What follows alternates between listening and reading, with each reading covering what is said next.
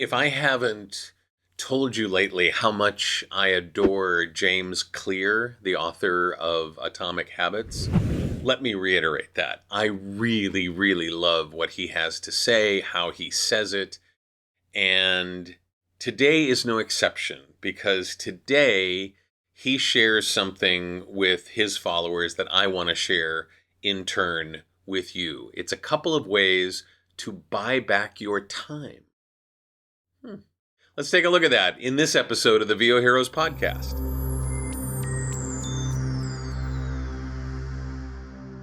Atomic Habits is an amazing book. It's changed how I approach honing and refining my life. James Clear has a very distinct way of operating. And he recently shared a thought in his weekly newsletter, which I'm a proud subscriber of. 2 ways to buy back your time. The first one, is fairly obvious. The second one, not so much. So here's what he has to say. The obvious way to buy back your time is to pay someone to do something for you. Pay the mechanic to change your oil or a dry cleaner to press your suit. The less obvious way to buy back your time is to say no. Passing on a promotion might buy you more time with your family. Declining the dinner invite might pay for the time you need to exercise. We buy back our time not only with the money we spend, but also with the opportunities we decline. The more clearly you know how you want to spend your days, the easier it becomes to say no to the requests that steal your hours. Amazing. Amazing. Saying no is hard for some people to do, especially in our business.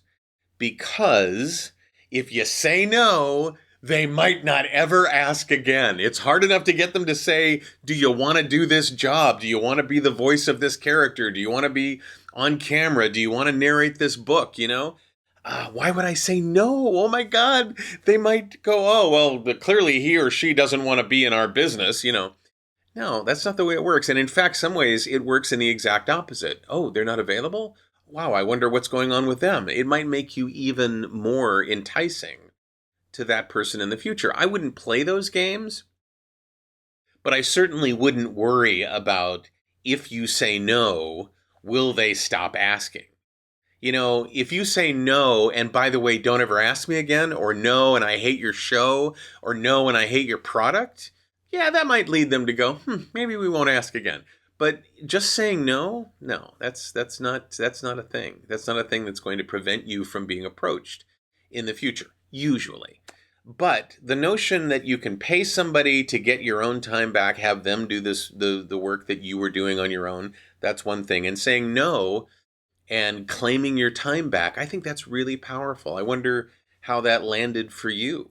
I'd love to know. Is this something that you engage in? Do you pay people to do work for you? And do you say no enough? Tell me in the comments below.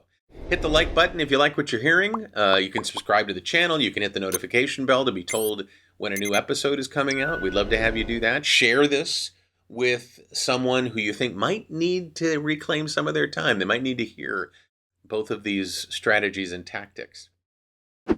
I'm David H. Lawrence the 17th. I thank you so much for watching and for listening, and I will see you in the next episode of the VOHeroes podcast.